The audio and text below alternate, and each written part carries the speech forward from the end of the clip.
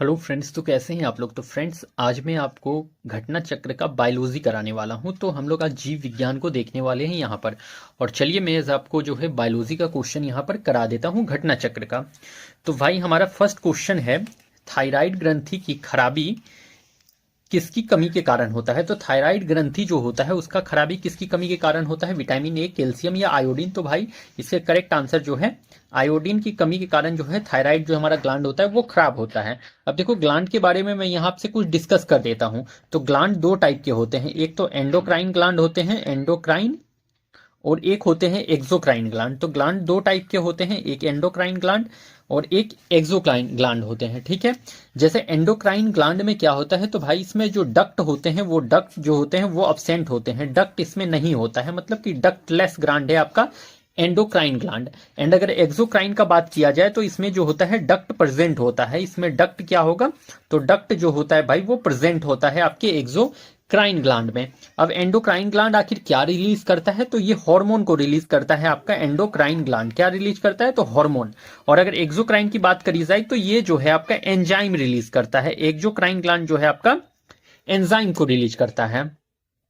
अब endocrine gland के आपको मैं कुछ यहां पर एग्जांपल आपको बता देता हूं, क्योंकि ये इंपॉर्टेंट है, पूछा जा सकता है। तो एंडोक्राइन ग्लैंड में जैसे आपके टेस्टिस आ जाते हैं, वो एक एंडोक्राइन ग्लैंड है। नेक्स्ट याद रख लीजिएगा ओवेरी, ओवेरी भी एंडोक्राइन ग्लैंड है। नेक्स्ट याद रख लेना आप लोग पिट्यूटरी ग्लैंड, पिट्यूटरी ग्लैंड भी जो है आपका एक एंडोक्राइन ग्लैंड है। नेक्स्ट याद रख लेना आप लोग थायराइड, तो थायराइड ग्लैंड भी आपका एक एंडोक्राइन ग्लैंड है। एंड नेक्स्ट याद रख लेना पीनियल ग्लैंड भी आप लोगों का एक एंडोक्राइन ग्लैंड है। तो ये सभी आपके एंडोक्राइन ग्लैंड हो जाते हैं। एक्सोक्राइन ग्लैंड में आप लोगों को क्या याद रख लेना है, तो एक्सोक्राइन में याद रख लेना एक याद रख लो सलाइवरी ग्लैंड जो होता है भाई वो आपका एक्सोक्राइन ग्लैंड होता है। एक याद रख लेना स्वेट ग्लैंड जो होता है भाई आपका वो भी एक एक्सोक्राइन ग्लैंड है।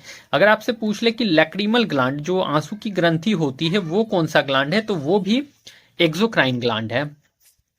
और लीवर अगर पूछ ले कि लीवर कौन सा ग्लैंड होता है, तो लीवर भी आपका एक्सोक्राइन ग्लैंड है। ओके, लीवर भी आपका क्या है, तो एक्सोक्राइन ग्लैंड है। ओके फ्रेंड्स, नेक्स्ट, चेचक का टीका कहां से बनता है। तो चेचक जो आपका चिकन पॉक्स होता है उसका टीका कहां से बनता है, पेड़ से, रासायनिक अभिक्रिया से, भेड़ से, इनमें से कोई नहीं। तो चेचक का टीका भाई वो आपके भेड़ से बनाया जाता है, चेचक का टीका। ओके, चेचक का टीका भेड़ से बनाया जाता है। और चेचक का टीका बनाया किसने था, तो एडवर्ड जेनर ने बनाया था चेचक का टीका। किसने, तो एडवर्ड जेनर ने जो है चेचक का टीका बनाया था। और चेचक का टीका जो था पहला टीका था, दुनिया का पहला टीका कौन सा था भाई, तो जो है चेचक का टीका जो था वो पहला टीका था जो कि बनाया गया था एडवर्ड जेनर के द्वारा। अगर आपसे पूछ ले कि पोलियो के का वैक्सीन किसने बनाया था, पोलियो वैक्सीन, तो पोलियो का वैक्सीन का इन्वेंशन आखिर किसने करा, तो भाई पोलियो वैक्सीन आपके जॉन साल्क ने करा था। जॉन साल्क ने पोलियो के वैक्सीन का इन्वेंशन करा है, तो जॉन साल्क ने पोलियो वैक्सीन बनाया था। ओके फ्रेंड्स, नेक्स्ट, मलेरिया कौन से मच्छर के काटने से होता है, छोटे मच्छर, काली मच्छर, पैरासाइट्स वाले मच्छर, या इनमें से कोई नहीं। तो मलेरिया जो होता है भाई वो आपके पैरासाइट्स वाले मच्छर के काटने से होता है। एक पैरासाइटिक डिजीज है आपका क्या, मलेरिया क्या है, एक पैरासाइटिक डिजीज है आपका, एक मलेरिया पैरासाइटिक डिजीज है। ओके फ्रेंड्स, पैरासाइटिक डिजीज है। और मलेरिया जो होता है ये फीमेल एनोफ्लीज मॉस्क्यूटो के काटने से होता है, ये मच्छर के काटने से होता है। और कौन सा मच्छर, तो फीमेल एनोफ्लीज मॉस्क्यूटो के काटने से आपका जो है मलेरिया होता है। तो फीमेल एनोफ्लीज मॉस्क्यूटो के काटने से मलेरिया होता है। अगर आपसे पूछ ले डेंगू किससे होता है भाई, तो डेंगू जो है वो भी आपके जो है फीमेल एडिज मॉस्क्यूटो से होता है। किससे, तो फीमेल एडिज मॉस्क्यूटो से आपका डेंगू होता है। फीमेल एडिज मॉस्क्यूटो के काटने से आपका डेंगू हो जाता है। एंड अगर आपको पूछ ले कि एलिफेंटियासिस जिसे कि हाथी पांव कहते हो, तो एलिफेंटियासिस किससे होता है, एलिफेंटियासिस, तो एलिफेंटियासिस जो होता है भाई वो आपके फीमेल क्यूलेक्स मॉस्क्यूटो से होता है। किससे, तो फीमेल क्यूलेक्स मॉस्क्यूटो से आपका क्या होता है, तो एलिफेंटियासिस आपका डिजीज हो जाता है। तो आपसे पूछ सकता है कि मलेरिया किससे, तो फीमेल एनोफ्लीज मॉस्क्यूटो से, डेंगू किससे, तो डेंगू फीमेल एडिज मॉस्क्यूटो से, और एलिफेंटियासिस किससे, तो एलिफेंटियासिस भी फीमेल क्यूलेक्स मॉस्क्यूटो से। तो ये सभी पॉइंट्स को आप लोग जरूर याद रख लेना, आपके लिए इंपॉर्टेंट बन जाता है। नेक्स्ट, मांसपेशी को हड्डी से जोड़ता है। तो देखो, मांसपेशी को जो मसल्स को बोन से जोड़ता है उसे क्या कहते हैं? उपास्थि, अस्थिबंध, कंदरा, इनमें से कोई नहीं। तो भाई उसे कंदरा कहा जाता है, कंदरा कहा जाता है। मांसपेशी को जो हड्डी से जोड़ा जाए उसे कंदरा मतलब कि टेंडन कहा जाता है। क्या कहा जाता है? तो टेंडन कहा जाता है। अगर आप लोग को पूछ ले कि बोन को अगर बोन से जोड़ा जाए तो उसे क्या कहते हैं? बोन को जब बोन से जोड़ा जाए तो उसे क्या कहते हैं? हड्डी को हड्डी से, तो उसे लिगामेंट कहा जाता है। लिगामेंट। हड्डी को हड्डी से जोड़ा जाए तो लिगामेंट कहा जाता है। अगर मांसपेशी को मसल्स से जोड़ा जाए, मांसपेशी को मांसपेशी से जोड़ा जाए तो उसे क्या कहते हैं? बता दो आप लोग। तो मसल्स को मसल्स से जोड़ा जाए तो उसे सेलेक्सर कहा जाता है। क्या कहा जाता है? तो सेलेक्सर कहा जाता है। अगर आपसे पूछ ले कि ये जो हड्डी होती है, हड्डी जो होता है, इसका जो स्टडी होता है उसे क्या कहा जाता है? स्टडी करने वाले को तो भाई ऑस्टियोलॉजी कहा जाता है। ऑस्टियोलॉजी, ऑस्टियोलॉजी कहा जाता है। Study of bones is called osteology. Okay, आपको ये बात भी ध्यान रख लेना है कि हड्डी के अध्ययन को क्या कहते हैं? तो ऑस्टियोलॉजी कहा जाता है। फूल का फल बनता है, तो फूल का वो कौन सा पार्ट है जो कि फल बन जाता है?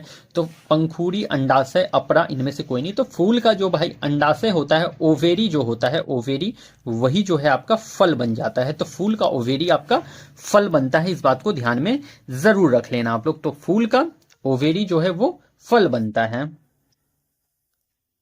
संक्रामक रोगों का सबसे सामान्य वाहक है, तो चींटी, मक्खी, ड्रैगन फ्लाई, इनमें से कोई नहीं। तो संक्रामक रोग का सबसे सामान्य वाहक भाई तो आपको पता ही होना चाहिए कि मक्खी होता है सबसे सामान्य वाहक। और ये मक्खी जो है बहुत ही आपके लिए हार्मफुल होता है, पता होना चाहिए ये बात आप लोगों को। ये बहुत तरह के यार जर्म्स अपने पैरों में अपने क्या स्टोर करके लाते हैं, और जब ये हमारे खाने में बैठते हैं तो यार समझ सकते हो कि कितना गंदगी ये लोग फैला देते हैं और तरह तरह की बीमारी का ये कारण बन जाते हैं। ठीक है, तो मक्खी जो है सबसे मतलब घटिया मान लो चीज है यार, ये सबसे सामान्य वाहक है ये।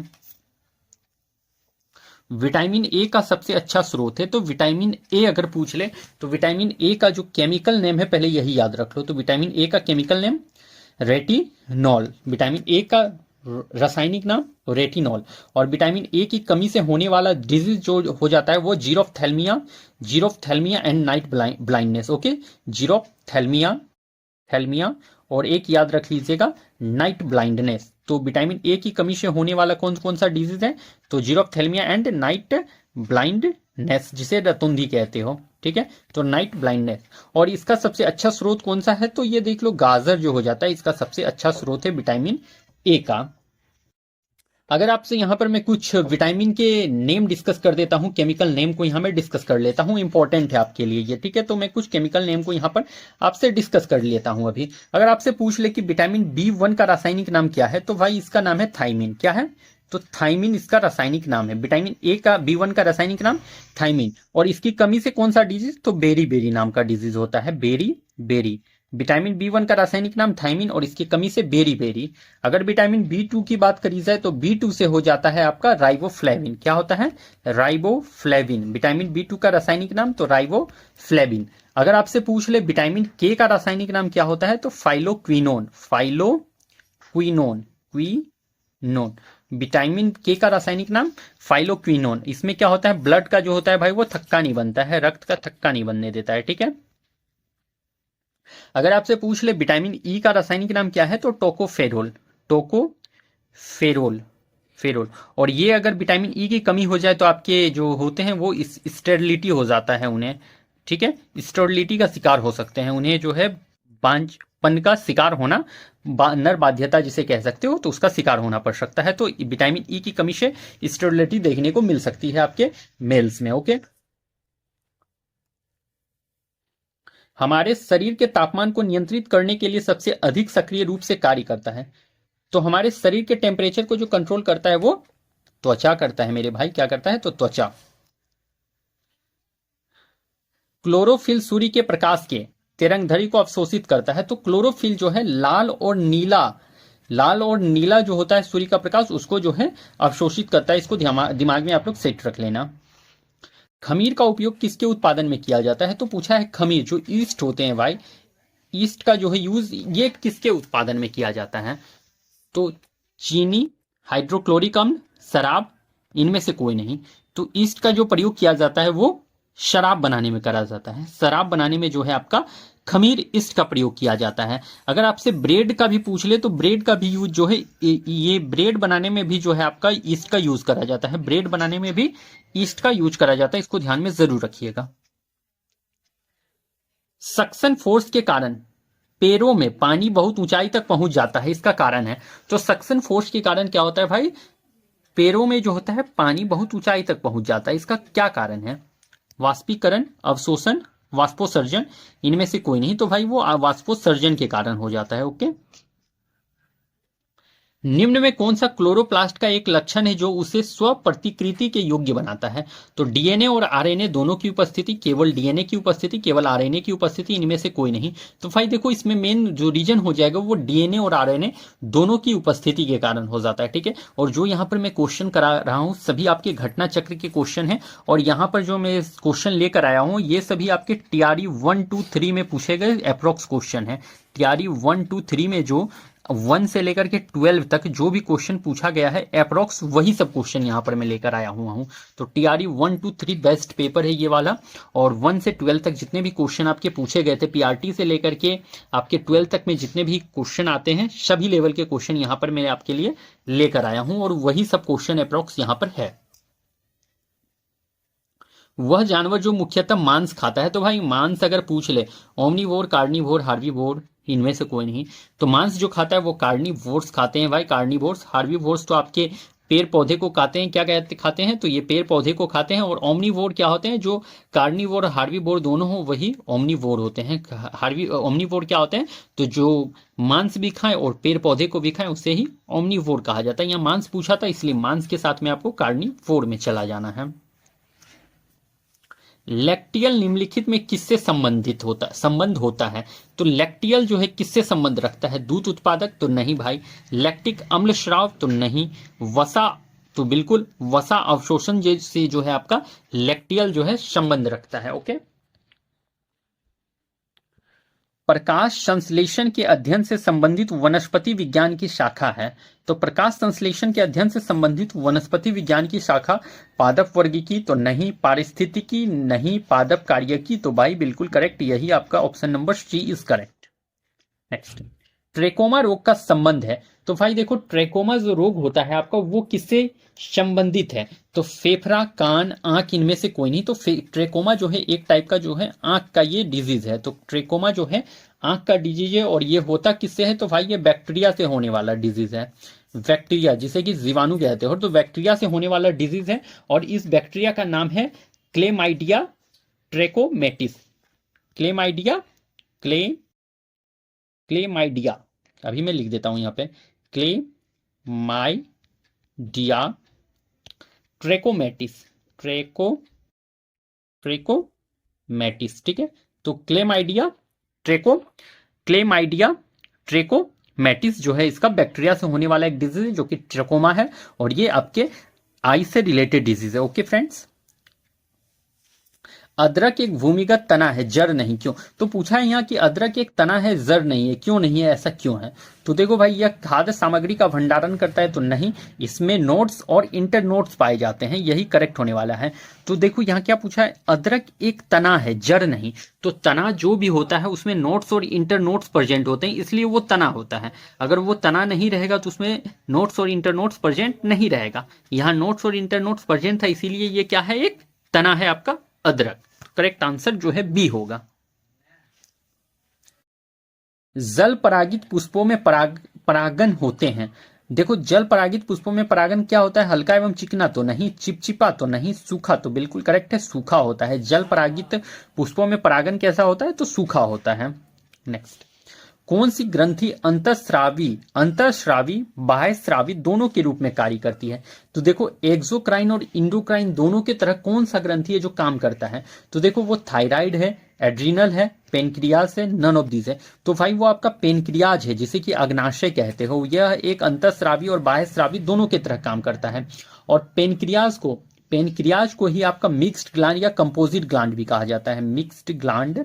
मिक्स्ड ग्लैंड मतलब कि मिश्रित ग्रंथि, या फिर कंपोजिट ग्लैंड भी कहा जाता है। कंपोजिट ग्लैंड तो पेनक्रियाज को मिक्स्ड ग्लैंड या कंपोजिट ग्लैंड भी कहा जाता है।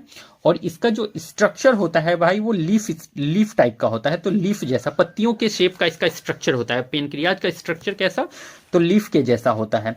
एंड ये जो होता है सबसे लंबी ग्रंथि होती है शरीर का, क्या होता है सबसे लंबा ग्रंथि, शरीर का सबसे लंबा ग्रंथि, सबसे लंबी ग्रंथि होती है, ग्लैंड होती है आपका, ये आपका पेनक्रियाज। और पेनक्रियाज जो है एंडोक्राइन एक्सोक्राइन दोनों की तरह कार्य करता है, इसीलिए जो है इसे मिक्स्ड ग्लैंड कहा जाता है। ओके फ्रेंड, अगर थायराइड की बात करी जाए तो थायराइड से थायरोक्सिन हार्मोन निकलता है, थायरोक्सिन।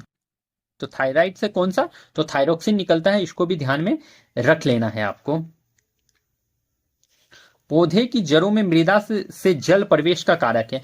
तो पौधे जो होते हैं उनका जड़ से जो जल का जो प्रवेश होता है वो किस कारण से, वायु दाब नहीं, केशिकत्व नहीं, ऑस्मेटिक दाब, तो बिल्कुल ऑस्मेटिक प्रेशर के कारण जो है पौधे का जड़ से जो है वो आपका जल प्रवेश होता है।